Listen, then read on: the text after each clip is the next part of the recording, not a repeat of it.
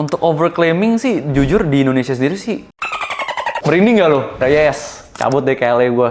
Nah pas gue ke LA, tau lah banyak influence yang nggak bener, gue kena, di konteks susah, dicariin nggak bisa, ya akhirnya langsung terbang sendiri, lihat, wah. What's up guys, welcome back to Top 1%. Hari ini gue bareng CEO terganteng seluruh Indonesia. Gue yakin hal ini fakta, jadi jangan debatin gue. Oke, with Joseph dari Careso. Halo semua, hi guys. Thank you ya bro, udah ngizinin kita ke Santai bro. Tell us about you bro, karena jarang banget bro itu di-expose di sosial media gitu ya. Ini kemarin juga karena viral, kayaknya ada tim yang ngontenin terus viral. Lu tahu hal itu? Iya, I see couple lah. I see a couple of videos, yes. Ya kan, viral banget karena katanya CEO-nya ganteng banget. Tell us about your upbringing bro. So, born and raised Jakarta, sekolah juga di Jakarta. Nggak lulus high school. Tapi A-level kan? Atau O-level kan? Kagak, just didn't finish high school aja gitu. Okay. Gue udah langsung kabur aja ke to the States gitu loh. Soalnya emang honestly gue dari kecil, gue udah ada this thing called dyslexia. Dimana kayak gue baca-baca huruf tuh kayak agak terbalik sama B, D, gitu. P. Jadi gue quite have a hard time learning gitu loh. Oke. Ke Amerika berapa tahun bro? Gue pindah ke Boston di Amerika 4 semester, which is 2 tahun. Gue akhirnya dapat diploma, associate degree. Terus ketika itu bokap tetap, lu stay di Boston aja, cuma pindah ke uni lah, jangan di college lagi gitu kan. Akhirnya gue back my parents, kayak gue pindah ke LA. Karena teman-teman gue rata-rata semua di sono gitu kan. LA, Akhirnya I back, dikasih ke LA. Akhirnya yes. Cabut deh ke LA gue. Nah pas gue ke LA, tau lah banyak influence yang nggak bener, gue kena. Akhirnya nyokap gue jemput gue pulang gitu. Di konteks susah, dicariin nggak bisa, ya akhirnya langsung terbang sendiri, lihat wah selama ini hidupnya nggak bener juga gitu kan. Akhirnya gue dipulangin deh. Boleh cerita nggak bro? Serusak apa? Nggak rusak lah.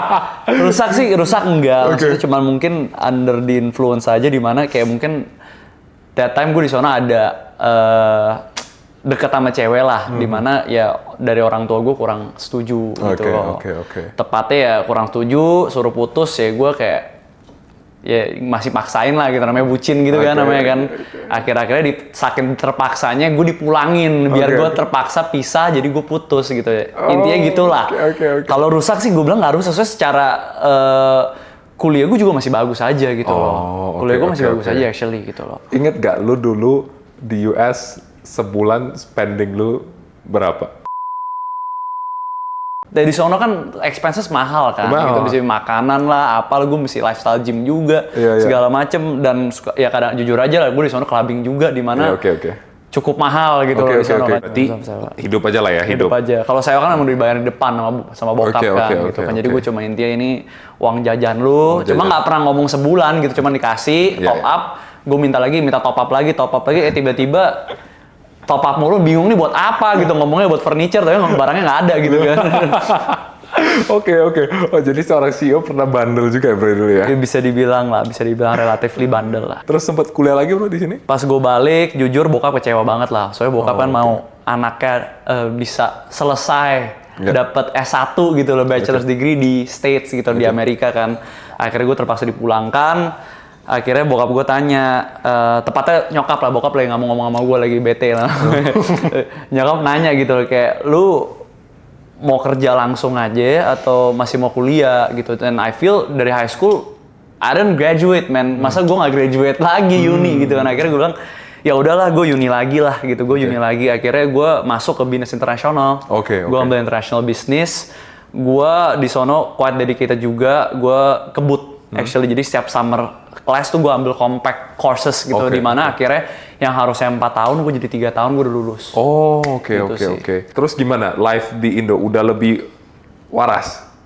Ya terpaksa waras kan gitu kan. Soalnya kan gue tinggal sama orang tua gue juga gitu, jadi gue juga lebih harus jaga diri lah gitu, lebih under supervision gitu. Gue nggak bisa sembarangan juga. Dan gue juga honestly ketika dipulangin lumayan reality check juga gitu, dimana gue juga merasa gue nyadar juga gitu, gue sayang banget orang tua udah bayarin keluaran uang segitu banyak, gue nggak bawa pulang apapun gitu, cuma ya associate degree lah gitu, cuman gue nggak bawa pulang dan itu wasted banget gitu loh. Gue tahu kecewanya orang tua gue sampai mana sih, jadi gue lumayan reality check, gue akhirnya lebih serius aja sih sebagai orang sih. Yeah. At that time. Is that one of the darkest moment in your life, bro? I feel like kenapa darkest moment, gue merasa satu, teman-teman gue semua di States semua. Okay. Ya kan, teman-teman dari high school gue di luar semua, di mana they're having the time of their life lah, you know, uni tuh the time of their life gitu. Gue missing out gitu awalnya gitu kan. Terus gue pulang, gue sekarang udah have to build a new group of friends gitu, dimana di sekolah baru gue di Binus Internasional gitu. Terus keduanya tentunya gue disappoint my parents, especially my dad gitu, dimana dia mau gue adalah anaknya yang selesai tamat S1 bachelor degree di States, akhirnya gue nggak bisa memberikan itu juga. Jadi gue merasa mengecewakan orang tua ini cukup put a toll on myself juga gitu. Aduh, I cannot be the kid yang bisa kayak give to my parents their goal lah basically. Oke. Achieve a goal that my parents want lah for them lah. Tapi lu berapa bersaudara? Gue 3 bersaudara, gue paling kecil. Oh, lu paling kecil? Gue paling kecil. Sebenernya gue kenal abangnya juga ya. Gio itu berarti your... My bigger brother. Cowok? Cici, Koko, baru gue. Oh, oke. Cici, Koko lo.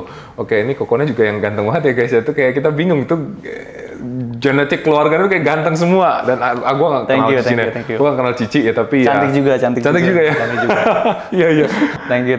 Iya, I'll take iya, that as a compliment, man. Dan lu BINUS 3 tahun, itu sempat kerja kah atau full time cuman sekolah? Jadi kan di BINUS itu kan lu mesti ambil ada internship program 1 semester. Nah itu gue balap, gue intern di bokap gue punya perusahaan gitu. Jadi sekalian udah langsung mulai kerja head start 1 semester lah gitu loh, seakan-akan gitu loh. Kalau boleh tahu bisnis bokap di bidang apa, bro? Bokap gue seorang distributor merek-merek luar negeri gitu, European brands, American brand, dan juga ada trading business juga sih. Oke. Tapi di niche-nya apa? Lebih skincare and fragrances sih. Oh, oke. Makanya lumayan nyambung sama bisnis gue sekarang ya. Di umur berapa itu, bro? Itu gue umur sekitar 23. Lu pernah kerja sama orang, bro? Actually gue pernah intern juga sebelum ini gitu loh. Intern, maksudnya ya kayak summer school lah gitu loh. Maksudnya summer bokap bilang, lu ngapain sih di rumah doang main game atau cuma kerjaan lu nge-gym atau apa. Lu kerja lah gitu. Akhirnya gue kerja sama temen babe gue. Oke. Itu di pabrik, actually di pabrik. Oh, lu bagian apa? Gue dikasih kerjaan enak lah jujur lah. Oh, cuma ngeliatin nih operasionalnya kerjanya bener atau enggak aja gitu loh. Oke. Cukup menarik. Dan ini pabrik parfum actually. Oh, pabrik parfum. Oh, berarti actually Kareso ini muncul, ya bukan tiba-tiba lu muncul Kareso aja, memang udah genetik dari keluarga juga, bro ya? Nggak kepikiran, tiba-tiba merembet aja gitu. Di hidup gue ngelintasin banyak hal yang berkaitan dengan parfum yang akhirnya ngebawa gue ke sini sih. Oh, berarti lu bantu bokap, berapa tahun bantu bokap? Sekitar 2 tahun gue bantu bokap. 2 tahun. Terus kenapa kepikiran, I wanna start my own business gitu? Jujur, bokap gue sebagai orang distributor, dimana being a national distributor di Indonesia itu dia kayak basically building a brand in di Indonesia gitu loh kan. Gue ingat banget bahwa gue pernah ngomong sama gue, if you want to be one step ahead of me, lu mesti jadi prinsipalnya.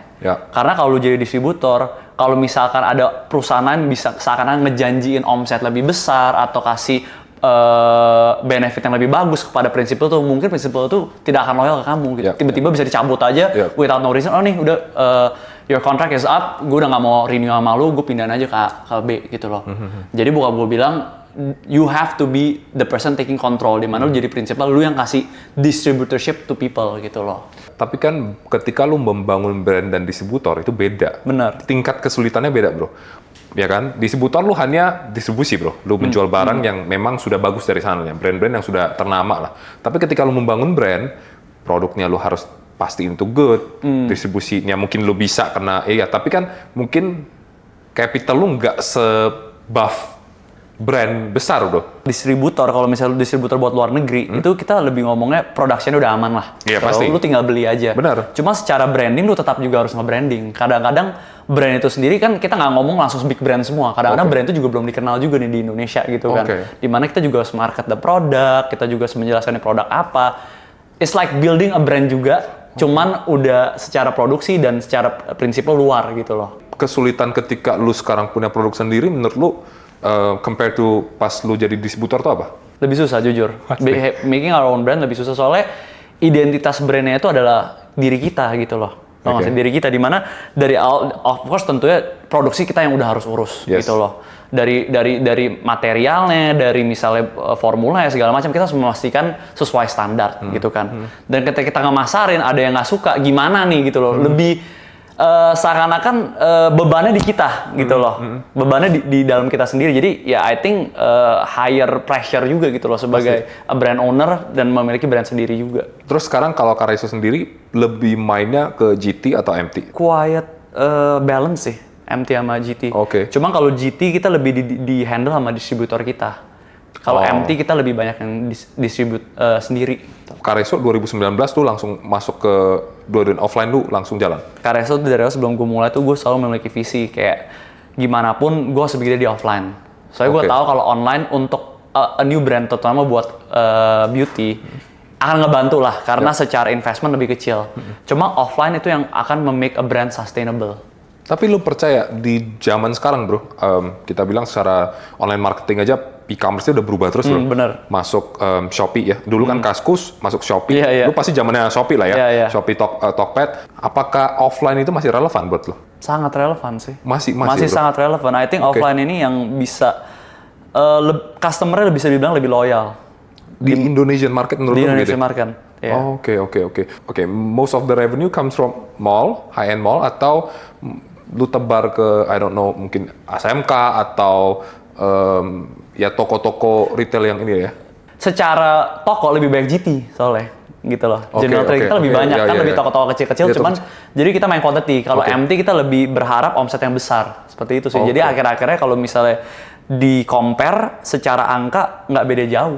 Produk lu ini masuk ke apa bro? Toko kelontong? Kelontong masuk. Kelontong masuk ini? Toko-toko Pareto yang di luar kota juga masuk. Yang misalkan udah semi empty lah, mereka GT. Ya, bener, tapi kan mereka maksudnya penjualan bagus, akhirnya dibuat jadi kayak rukan gitu, dibuat kayak gedung gitu, gedung kecil, masuk juga gitu loh. Seluruh Indonesia menurut lu ada berapa toko yang bisa masuk ke produk kecantikan ini? Wah banyak banget sih.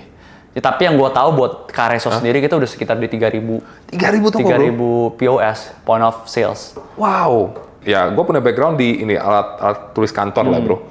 Itu kita masuk ke stationery store atau kita masuk ke kelontongan mungkin ada gitu ya. Tapi parfum itu gue nggak paham sih bro. Parfum beda-beda. Ada yang kayak nama toko kayak toko serba bisa gitu kan maksudnya kan. Dia jual misalnya barang-barang mekanik atau apa, bisa juga jual parfum. Ada toko-toko yang misalnya yang model beli barang dari Cina, barang-barang dari Alibaba misalnya kayak gantungan kunci, misalkan yang lucu-lucu lah, pokoknya barang manik-manik lucu-lucu gitu, kayak gelang apa, bisa juga jual parfum, kayak gitu sih. Itu toko-toko kelontong rata-rata seperti itu. Oh, oke. Minimarket gitu enggak dong bro? Minimarket kita belum masuk minimarket. Minimarket enggak? For now kita belum masuk. Oke. Menurut lu pasar Indonesia sekarang, dari pengalaman lu, revenue sebuah perusahaan kalau memang dia bagus distribusinya, berapa persen offline, berapa persen online revenue-nya bisa didapetin? In my opinion ya, semua orang beda-beda pasti. In my opinion sih, at least idealnya 40-60 lah, 40-60. Cuman I'm shooting for 30-70. What is 30% online, 70% offline. Kenapa orang harus ke toko lagi bro untuk nyari barang? Tentunya di luar kota ya, masih banyak yang belum bisa belanja online. Masih ada aja bro. Lu nggak, tapi mereka belum ngerti belanja online satu. Ada orang juga yang nggak mau bayar ongkir, di mana mereka mau langsung gitu kan, langsung ke toko sendiri. Ada juga customer yang harus analisa produknya dulu nih, cium dulu wanginya, teksturnya. Soalnya kan kalau di toko-toko ini ada namanya tester, di mana mereka bisa coba gitu. Apalagi kita bidang parfum ya, di mana lu nggak bisa ngejelasin parfum secara online dengan baik gitu loh. Kita cuma bisa mendeskripsikan wanginya itu seperti apa. Cuman untuk mereka nge-nyium sendiri kan susah. Benar. Nah offline ini di mana itu ngebantu gitu loh, ngebantu kita sebagai brand. Oh ini wanginya, misalnya kita ngomong Sweet Violet, oh wanginya seperti ini gitu loh. Mereka bisa langsung secara fisik mencium langsung gitu loh. Tadi bener kata lu, di online kan belum bisa bener-bener sniffing. Iya, sniffing gitu ya. Tapi kan banyak brand, mungkin kompetitor lah ya, yang besar di online dulu ya bro, yang besar di online dulu. Gimana cara storytelling parfum di online? Kalau zaman sekarang sih udah secara customer sih udah lebih advance ya, dimana mereka udah ngerti notes, top notes, middle notes, end notes gitu loh. Dimana ini wanginya openingnya bergamot misalnya, Apa middle itu? notes-nya ini musky, end notes-nya ini sandalwood, mereka udah paham. Oh, gitu. Cuma kalau kita mendeskripsikan secara online, kita harus bisa lihat ke mereka gitu loh. Oh, ini wanginya tipenya tuh yang cewek dominan gitu loh. Kalau mereka pakai lewat pasti orang langsung nengok untuk date night gitu loh. Yang mesti kayak gitu. Jadi kayak mereka bisa bayangin, oh iya ini wanginya kayak classy nih, kayak buat cewek-cewek yang dominan yang misalnya mau cari perhatian. Nah, ini wanginya gitu loh. Itu cara ngedeskripsi ini sih. Biasa kalau gue kadang-kadang ngebantu live juga soalnya, bro. Oh ya? Ya, kadang-kadang gue bantu live juga. Jadi kadang-kadang gue nariknya kayak gitu loh, bro. Ini tipe buat cewek yang pendiam gitu loh. Tapi kalem-kalem, tapi diem-diem mau cari perhatian. Nah, gitu. Oh gitu. Oh gitu. Oh, jadi bener kan nih ada scriptwriter gue tuh belajar tuh bahwa ternyata ngomongin produk itu nggak cuman spesifikasi produknya, tapi tentang function daripada produknya. Iya, Dan function. orang ini bisa langsung, oh kalau gue pakai produk ini akan begini hasilnya Iya. gitu ya. Oke. Sekarang parfum lo ada berapa SKU, bro? Sekitar 30-an in total. Jadi kita ada body fragrance, ada eau de parfum, dan juga ada eau de toilette. Itu 3 macam parfum yang berbeda. Oke, berarti cara pakai parfum yang benar itu harusnya satu, soalnya ada temen gue yang bisa pakai parfum tuh dicampur, bro. Oke. 2 gitu. Nggak masalah, namanya layering.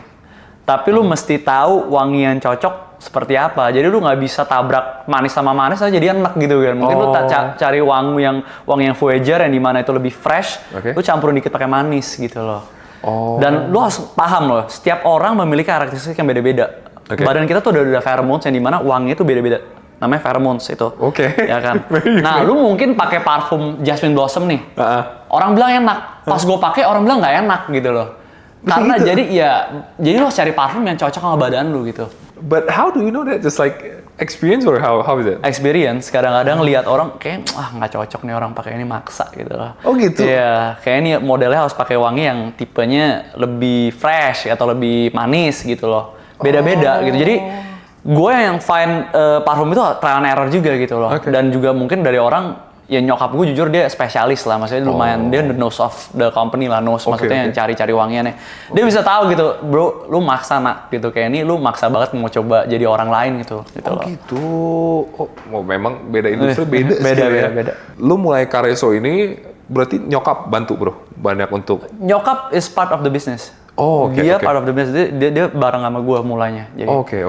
Jadi dia yang QC produknya gitu? QC, bisa jadi wangi-wangiannya biasa gue kayak kasih berapa macem, kayak ya gue polling dulu lah, maksudnya ke orang-orang, ke teman-teman gue, beberapa macem, udah gue whitelist, baru gue kasih ke nyokap gue, Mi yang mana nih, yang menurut tuh bisa laku. Kadang-kadang yang kita suka, untuk pasar kita, mereka nggak tentu suka, bro. Bener, market gitu loh. Suka. Oke. Jadi gue butuh orang yang udah ada spesialis, kira-kira orang suka. Ini pasarnya suka. Oke, Mi, pasar Malaysia gimana? Oke, cari lagi gitu loh. Beda-beda. Setiap negara tuh juga pasarnya beda-beda. Menarik, lo tadi ngomongin Malaysia, karena sekarang gue tahu udah masuk ke Malaysia sama Singapura. Malaysia sama Singapura udah masuk. Kok bisa, bro? Ya, itu lumayan one of the highlight lah, achievement of last year lah. Last year.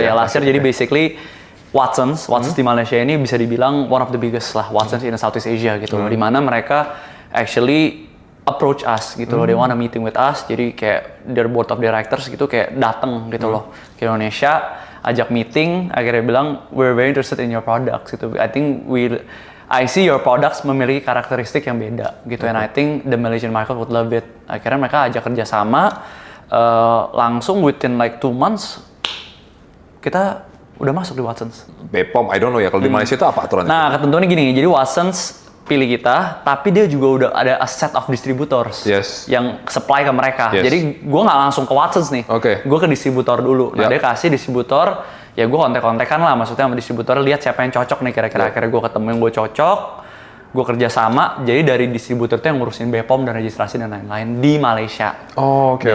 Same as Singapore ya? Same as Singapore, sama distributornya. Sama distributornya. Menurut lu, produk Indonesia perlu nggak sih untuk go to Singapore atau Malaysia dulu yang paling dekat gitu? Ya kalau misalnya when the opportunity arrives, saya gue ambil gitu loh. Emang Malaysia secara populasi lebih kecil, cuma menurut gue buying power lebih kuat. Oh really? And Malaysians, they like Indonesian local products. Really? Yeah. Cukup lumayan ada beberapa variasi produk lokal Indonesia loh di Watsons. Oke. Nah, harga lu yang di Malaysia berapa? Oke, anggaplah di sini harga berapa, di Malaysia lo harga berapa? Ya ngomong lah di sini kalau misalnya gue jualnya 68.000, di Malaysia jual 98.000. gitu loh. Itu kan ketentuannya dari distributor. Iya, Kalau iya, gue kan iya. gue cuma jual ya ini harganya kayak gue trading gitu Iya, loh. iya, iya, iya. Ini gue beli segini, gue jual lu segini gitu. Iya, loh. iya, Yang iya, nanti iya. yang di sono, ya lu mau set harga berapa, lu minta pengajuan menurut gue oke, ya jalanin gitu Oke, loh. oke. Dan gimana? Ini masuk ke Malaysia, pasar Malaysia? Maksudnya feedbacknya sangat baik sih. Karena gue juga memiliki distributor yang satu yang bagus, yang benar-benar peduli dan strong point di distributor gue ini yang di Malaysia itu marketingnya juga gitu loh. Dimana mereka juga memiliki hubungan dengan Watson yang baik. Jadi akhirnya produk gue dapat highlight dan exposure yang baik juga ya. Like Indonesia lah, maksudnya setiap negara mesti memiliki marketing sama exposure yang bagus gitu untuk bisa jalan juga gitu loh. Oke. Berarti dia masuk offline dulu ya bro sekarang di sana ya? Fully offline, online-nya juga ada, cuma offline jauh lebih besar. Iya, kompetitor atau brand-brand dari Indonesia yang udah berangkat sampai ke Malaysia itu ada nggak sih? Jadi masuk ke Watson juga? Ada sih, I see a couple sih, mungkin udah 2-3 brand lah mungkin udah masuk. Oke. Berarti before sekarang udah sampai ke luar negeri gitu ya, awal Kareso itu mulai dari berapa orang dulu timnya? Cuma berdua doang sih. Berdua doang? Dari office ini? Enggak? Enggak dari rumah bro. Dari rumah? Dari rumah. Jadi guys yang dari awal check out Kareso, jujur itu gue yang packingin bro. Oh iya? Oke. Jadi jujur gue yang packingin sendiri. Ya. Mungkin ini Zia dulu. Kamu dia yang packingin dulu awal-awal produknya. Oke. Logikanya adalah produk dari pabrik, taruh di rumah. Ya, taruh di rumah dong, taruh di rumah, ada orderan masuk, gue yang terima sama rekan gue yang kerja sama, terus kita yang packingin juga sendiri gitu loh, bro. Berapa lama waktunya bro, kayak gitu kondisinya? Bisa dibilang hampir setengah tahun sih. Setengah tahun juga bro? Hampir setengah tahun. Cuman ya kita kan udah secara operasional kan ada private driver juga nih. Oh iya. Dimana secara pengiriman ya minimal dia yang naik motor kirim lah, bukan gua gitu loh. Oke. Terus kadang-kadang ada mbak di rumah ngebantu ya bantu packing gitu barengan gitu pelan-pelan gitu loh. Karena awal-awal ya masih bisa di-handle ya kenapa enggak. Soalnya gua juga mau tahu roots-nya mulanya tuh gimana gitu loh. Jadi satu saat gue udah bisa lebih established, kalau ada masalah di operasional, masalah packing segala macam, gue udah pernah lewatin loh gitu loh. Lu jangan bohongin gue bro. Iya, oke. Tapi awalnya gini, lu langsung masuk ke offline dulu atau online dulu lu buka toko online? Dua-duanya langsung. Oh, dua-duanya Jadi langsung. online masuk, offline masuk. Jadi dari awal gue masuk, gue udah invest langsung masuk ke toko namanya Dandan. Dandan itu beauty martnya Alfamart lah, grupnya Alfamart gitu loh. Gue dikonekin, gue langsung awal, ya lu tau lah listing fee cukup mahal. Gue langsung masuk ke 200 toko. Oke, Dandan ini di mana aja bro? Ada nih? Gua sih nggak pernah lihat ya bro, gua nggak tahu. Di Jabodetabek sih kebanyakan. Oh iya? Itu apa? Di jalanan kecil kah dia atau biasa di jalan besar atau gimana? Kalau gue lihat sih banyak di jalan-jalan kecil sih, kayak daerah-daerah kayak Pondok Gede, Jatiwaringin. Nah itu gue juga daerah-daerah yang gue nggak datang sih, cuman biasa di samping-samping tuh ada gitu loh. Lu tadi masuk Dandan, tapi lu masuk ke GT-nya juga nggak awalnya? GT belum. Jadi Oke. gue pure langsung empty, soalnya ya tim kan masih terbatas nih kan ya. Jadi gue kalau misalkan ya gue realistik aja lah, dari Dandan kan minimal mereka udah ada DC-nya mereka sendiri. Jadi gue tinggal kirim ke DC-nya mereka, distribusi dari DC-nya mereka yang distribute ke toko-toko mereka sendiri. Gue nggak mesti door to door kan. Nah kalau GT itu kan modelnya gue masih ke door to door gitu. Bener. Terus nanti nagih gue juga minta bawa nota kan, nagih dong gitu. Nah gue belum ada timnya gitu. Jadi gue pikir ya gue realistis aja, gue langsung ke MT aja. Terus gue urusin gedein di online gitu loh. Oke. Berarti untuk bisnis sekarang kalau masuk ke MT, menurut lu membantu ya bro? Membantu kalau misalkan you set your price right, lu juga margin lu juga lu hitungnya bener, itu oke. Cuma kalau kadang-kadang orang hitung marginnya salah, nanti ada potongan ini, potongan ini lah, banyak lah. Kalau MT kan udah jago tuh mainnya gitu kan. Ya bisa aja akhirnya lu boncos. Jadi lu dari awal lu kalau udah set harga, lu harus bener-bener udah mateng gitu loh bro. Udah hitung ada potongan ABCD-nya banyak soalnya kalau di MT. Oh, oke. Di produk ya sebenarnya itu yang harus diperhatiin ya. Margin lu harus hitung jelas lah gitu ya. Hitung jelas bener. Gua lihat produk-produk lu juga ini produknya sebenarnya quite perempuan gitu ya. Lumayan. Bisa dibilang. Itu gimana lu ngebalance ya bro? Ya business owner-nya cowok gitu kan. How can you understand the market bro? Emang right now jujur secara packagingnya kita lebih nge-attract kaum wanita lah. Iya. Cuman makanya ini ya kedepannya my plan is to make a dedicated man version of Kareso gitu. Mungkin Kareso Man atau Kareso mungkin yang botolnya lebih hitam. Soalnya gue paham banget lah di pasar Indonesia ini, apalagi di kelas B2C ini. men-nya ini tuh kalau lihat unisex warna-warni mereka kurang tertarik. Iya. Mereka harus lihat yang black gitu loh. Tau nggak sih? benar. Black, oh ini baru main gue cowok banget itu black atau blue gitu loh. Tau nggak sih? Jadi gue mungkin harus gimana pun gue ngikutin pasar juga gitu loh. Iya, Jadi mungkin iya. gue buat botol yang lebih manly gitu loh. Tapi gue suka produk lu ya. Tadi desainnya yang pas gue lihat di luar itu kayak ada apa European style-nya, Iya, ada European style, ya benar. gitu ya. Itu memang terinspirasi dari sana atau apa? Negara-negara yang kita pernah visit, the States, Iya. European gitu ya, kita lihat aja maksudnya banyak banget orang yang bilang ini Careso tuh made in Indonesia ya gitu loh. Maksudnya orang selalu pikir dari luar negeri gitu, karena kita we take a lot of the aspects of luar negeri punya style dan kita implement ke desain-desain kita. Menurut lo ya bro, Indonesia sekarang ini kan beauty 2 tahun terakhir nih ya bro, wah gila. Apa industri Pesat yang naik. Iya, naiknya gila lah. Parfum, apakah sudah momentumnya atau gimana menurut lo? Jujur parfum this year sih gila banget. Ya. Gila banget. A lot of even skincare brand atau mungkin dekoratif brand mereka aja make a new line buat parfum gitu loh. Jadi iya, parfum iya, tuh bener. kalau mau ngomong lagi naik banget. Tapi kebetulan untung banget gue udah mulai parfum dari dulu gitu loh bro.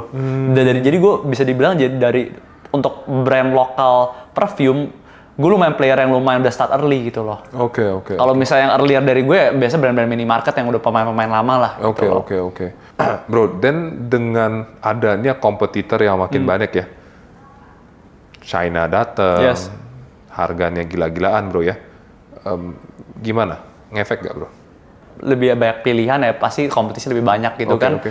Ya konsumer kebagi jadinya Iya, gitu iya. kan. Cuman at the end of the day kalau buat gue percaya you have to have a strong character in your brand gitu, dimana lu stay to your character, don't try to be anybody else. Akhirnya orang-orang tuh bisa memahami juga bahwa produk kita itu beda daripada yang lain, dimana they cannot get it from anywhere else. Mau brand Cina masuk atau brand-brand lain buat packaging yang mirip-mirip atau wangi yang sama, cuman the brand itself itu beda gimana pun, ngerti nggak sih? Maksudnya nggak bisa dibandingin dengan brand A, brand C gitu loh. Kita punya marketing style dengan berbeda, produk kita secara desain juga beda. Itu yang akhirnya akan attract this customer sih menurut gua. Saingannya begitu banyak. Iya. OPEX kita kan tetap jalan terus bro ya, apalagi lo pengembangan ya makin lagi bro. Nah ini gimana secara lo sekarang CEO dan juga business owner, gimana mentality apa yang harus lo punya? Personally, ya for me always open to changes.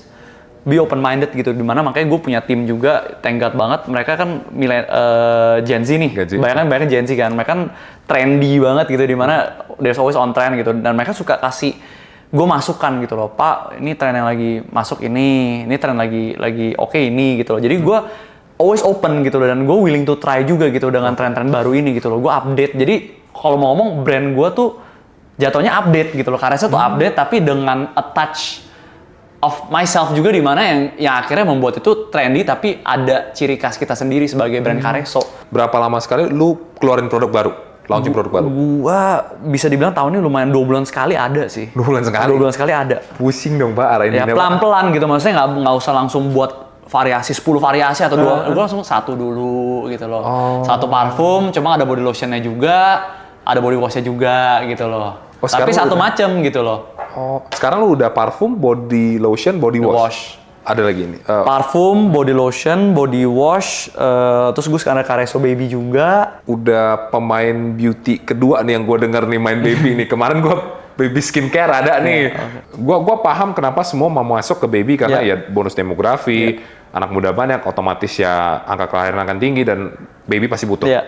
Tapi kan ini produk tersier menurut gue bro. Anak-anak kalau nggak skincare ya nggak apa-apa. Yang penting kan susu dan bubur bayi gitu. Emang sekuat itu buying powernya masyarakat kita? I think banyak banget zaman sekarang ya, kita ngomongnya mamut ya, mami muda gitu ya. Kayak they would spend anything sih, they would buy anything just to give their baby a better treatment gitu loh. Nah, salah satu ya skincare. Cuman jujur buat baby ini pasarnya lebih susah dipenetrate. Kenapa? Soalnya mom ketika mereka sudah memakai satu produk gitu loh, they'll be loyal to it. Karena mereka takut nih kalau misalnya gue coba nanti kulit anak gue kena sensitif gitu, nggak cocok gitu gimana. Makanya sebagai founder dari brand Careso Baby ini, kita juga harus cari cara gimana kita bisa penetrasi to moms juga, for them to try. Which is ya tentunya through investment di mana kita give mereka dulu gitu loh. Rather than selling, we give first gitu loh. You try, suka, hopefully RO gitu loh, repeat order. Kasih aja gitu. Maksudnya ya kalau misalkan setiap pembelian Kareso 99.000 gitu ngomong dapat free produk Kareso baby. Bakar duit dong nih berarti ya, bro ya. Ya kan ada kayak gitu-gitu kita selipin. Kadang-kadang buat event. Awal kita buat grand launching event kerjasama sama Tokopedia di mana kita undang yang datang almost more than 100 moms gitu loh. 100 moms di mana mereka datang kita kasih hampers a full set of our products, Kareso baby products. For them to try ya hoping ya kalau emang mereka cocok mereka bisa RO. Ya gue mengerti tentang baby ya kalau dulu kita pakai apa sih minyak telon gitu. Iya. Ini skincare bener-bener buat muka gitu bro. Jadi kayak kalau sekarang itu lebih combine di mana body wash tuh face and body gitu loh. Jadi langsung buat muka boleh, buat badan boleh. Lotionnya juga lotion face and body. Jadi all in one. Lu ngerti nggak sih? Jadi kayak nggak badan bukan sendiri, muka biasanya nggak full. Bisa buat muka, bisa buat badan gitu loh. Oh gitu. Dan produknya itu juga harus tested juga bro. Tested ya bro ya. Ini lagi rame tentang overclaim produk kecantikan lah ini ya, beauty gitu ya. Sebenarnya apa sih yang really happen behind the industry gitu? Emangnya bener-bener yang ditulis tuh beda dengan ingredients-nya bro? Untuk overclaiming sih jujur di Indonesia sendiri sih cukup ketat ya. Cukup ketat ya. Soalnya untuk lu dapet registrasi BPOM, itu lu mesti ikutin dari ketentuan dari BPOM-nya sendiri gitu loh. Jadi sebelum lu dia approve, lu masih kasih artwork lu dulu. Dari artwork kan kelihatan nih lu klaim apa, segala macem, ada klaim atau nggak ada klaim gitu kan. Nanti BPOM kalau misalnya ada yang perlu direvisi, dia kirim balik. Kita harus revisi sesuai dengan ketentuan BPOM. Jadi kalau misalnya buat overclaiming sendiri sih, untuk produk yang made in Indonesia ya, I think cukup ketat sih gitu loh. Apakah orang BPOM bisa dibayar? Jujur gue nggak tahu sih bro, honestly gue nggak tahu. Soalnya gue nggak pernah, gue ikut aturan banget. Berapa lama sih bro untuk ini BPOM approve gitu? Takes around a month lah harusnya, a month juga udah oke sih biasa. A month udah give and take a month sih. Semua produk lu BPOM? Butuh BPOM dan MUI. Lu kuat di offline bro? Pas COVID itu gimana? Lu mulai 2020 COVID tuh, 2 tahun. Dulu-dulu nih, awal-awal gue masih lugu nih. Ya kan, gue masih lugu banget, gue ketemu pabrik langsung bilang, gue mau buat 6 varian produk body fragrance, ya kan. Satu varian yang dimana harusnya bisa dengan MOQ 3.000 atau 5.000, gue dibilang harus 10.000. Itu berarti investasi lebih gede. Oke dong, udah 10.000 deal, Kedua itu, pas buat botol, gue mesti buka mold juga. Namanya buka mold tuh lu mesti bayar lagi. Lu ngerti nggak sih buka mold tuh mesti bayar lagi. Nah, harusnya gue nggak usah. Harusnya gue pakai generic botolnya bisa gitu loh. Ya kan? Akhirnya bilang, oke deh, gue buka mold juga, gue ikutin lu. Jadi dari awal tuh investment gue gede gara-gara keluguan gue. Akhirnya jalan dong. Akhirnya jalan, buka mold, 6 varian ini jalanin. Nah, ketika masa produksi itu COVID hits. Akhirnya gue inget banget dari orang pabrik itu ngomong sama gue, Pak, ini ke Menkes lagi cepet, gara-gara ada COVID. Cuma butuh 2 minggu. Mau buat hand sanitizer nggak? Mau buat sanitizer nggak gitu loh. Gue bingung dong, kok nih orang nanya gue gitu kan. Karena Bapak punya mold. Sekarang ini kebutuhan lagi banyak, cuma botolnya nggak ada. Tapi Bapak punya mold. Mau nggak Pak? Soalnya kan mold kan tinggal taruh plastiknya terus di blow up kan. Kalau misalnya itu kan harus udah jadi dulu. Nah kebetulan gara-gara gue buka mold, gue udah botolnya bro. Akhirnya langsung, gue bilang jalanin aja. Tapi gue tanya sama nyokap gue, inget banget, nih kayak sanitizer udah banjir nih. Apa yang bisa buat gue beda gitu? Apa yang bisa buat Kareso beda? Lu pakai deh minyak eucalyptus oil. Lu minta minyak telon, ya kan? Akhirnya gue inget banget tuh body fragrance tuh secara formula tuh bisa sampai berapa bulan tuh gue balikin. Ini formula sekali, gue langsung cocok. Gue bilang produksi langsung ke Menkes 2 minggu jadi lu bayangin yang udah gue kerjain setahun body eucalyptus sanitizer ini cuma butuh gue nggak sampai sebulan udah jadi bro. Akhirnya keluar gue ingat banget gue pesen jadi pas dikirim ke rumah gue tiba-tiba orang dari pabrik telepon gue, coba Bapak cek berita deh, ini baru keluar dari berita eucalyptus ngebantu lawan COVID. Merinding gak lo? Gue merinding sih, gue merinding pas banget. Bener-bener itu barang baru sampai rumah gue, dia kontak gue WA, Pak, ini eucalyptus ngebantu bunuh COVID. Ini baru keluar beritanya. Gue ingat banget. gue masih kayak this is a gift from God gitu. Gue nggak tahu, ini nggak mungkin coincidence gitu loh, aneh banget. Wow. Jadi dari hari pertama, you know, building a new brand tuh susah. Yes. Sehari tanpa orderan tuh normal kalau buat brand yang Yeah. orang nggak tahu. Yeah. Gue dari hari pertama sama hari ini gue nggak pernah nggak ada orderan. Dan mulainya dari eucalyptus sanitizer itu. Oh, berarti produk pertama lu SKU lu itu? Iya, eucalyptus sanitizer. Oh. Jadi di COVID itu actually it's a blessing in disguise. Gue COVID malah ngebantu buat jumpstart gue punya brand. Misalnya ada pelayatan atau apa, dia udah nggak ngasih duit lagi, dia beli eucalyptus gitu loh, sebox gitu, kasih. Camp, ya, misalnya ada acara event apa di rumah, kasihnya box eucalyptus. Gue nggak kasih uang, udah nggak beli buah, belinya kasih box eucalyptus. Nah, pertama gue banyaknya di offline itu, bro. Oh. Jadi offline lebih word of mouth. Dibanding gue masuk ke toko gitu loh. Jadi mereka pesen, oh ya nih mau deh 1 box, 2 box, 3 box. Sampai dapet kesempatan kerja sama BPJS juga. Oh ya? Apa itu, bro? Jadi kayak gue buat kayak sanitizer spray itu khusus untuk penyelenggaraan BPJS itu. That's a lot of money again. Lumayan. Berapa botol yang waktu itu pernah terjual? Mau setahun ya, mungkin udah lebih dari 100 ribuan. Lebih dari 100 ribuan botol. 100 ribuan botol, bro. Making a trailblazer lah buat brand gua gitu, buat brand Careso. Akhirnya mereka tahu, oh ini Careso barangnya kualitasnya bagus, punya produk apa lagi? Akhirnya mereka oh ini ada body fragrance juga, gue coba deh gitu loh. Udah nggak asing lagi sama produk Careso dari sanitizer kita.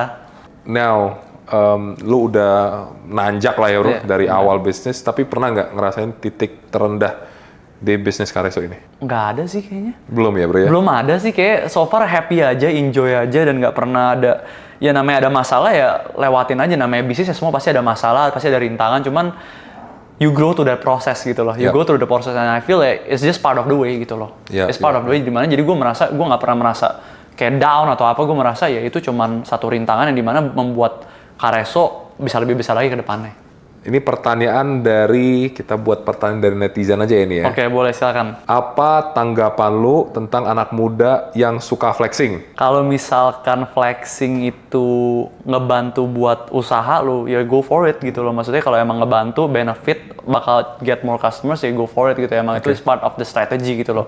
Cuma kalau flexing itu cuma buat self-indulgence, buat diri lu sendiri, menurut gua, it's I'm not keen. Gue nggak positive towards that karena gue merasa there's gonna be a part of your true personality yang hidden through that flexing gitu loh. Tips untuk pengusaha yang baru mau mulai bisnis? You have to find the unique selling point dulu of your business itu apa. Mungkin kan sekarang bisnis udah banyak banget nih, banyak macam, mau itu beauty, mau itu electronics, mau itu misalkan otomotif, semua orang bisa gitu loh. Jadi lu mesti cari unique selling point lu tuh apa, yang buat lu beda sama orang lain tuh apa. Nah, dengan ada unique selling point ini ya, itu yang bisa menjual kepada customer-customer, yang menarik customer-customer adalah unique selling point. Jadi, find that first and get a good strategy juga gimana to implement that unique selling point, baru lalu jalanin bisnis lo. Boleh nggak lu share ke audiens gua, kalau pengen mulai bisnis online, apa sih yang harus dijalankan dulu? Pertama, pasti you have to set up the store dulu. Store di online. Find a good decoration of the store gitu loh. Ya, pertama ya mungkin kalau bisa be a star seller dulu lah. Misalnya kayak di Shopee, be a star seller gitu loh. Atau lebih bagus lagi jadi mall. Platformnya sekarang kalau mau jualan online apa aja? Shopee bagus, TikTok bagus, Lazada bagus, Tokopedia bagus. So far 4 itu sih. 4 tuh ya? Iya, 4 itu oke sih. Strategi apa yang bisa mereka lakuin di setiap platform ini, bro? Get an RM dulu. Kalau representatif di namanya AR kan. Nah, di mana mereka yang ngeliatin brand lu, ngebantu growing brand lu karena dia orang dalamnya gitu kan. Jadi kayak kalau orang dalam mereka tahu subsidi apa yang bisa mereka kasih. Marketing exposure apa yang mereka bisa berikan kepada brand lu gitu loh. Jadi dengan adanya mereka lu tektokan lah gitu loh.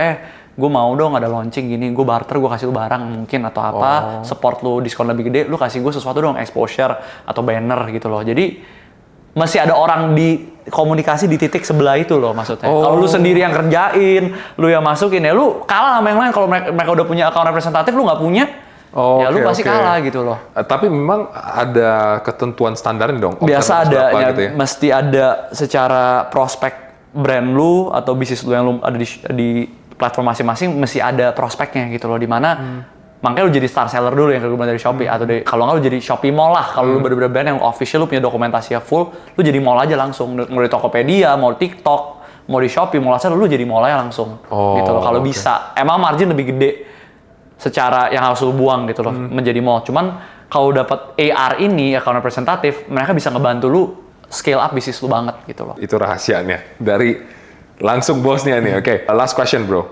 Your top 1% quotes dari yourself. It's actually from the Bible. This is quote-nya, walk by faith, not by sight.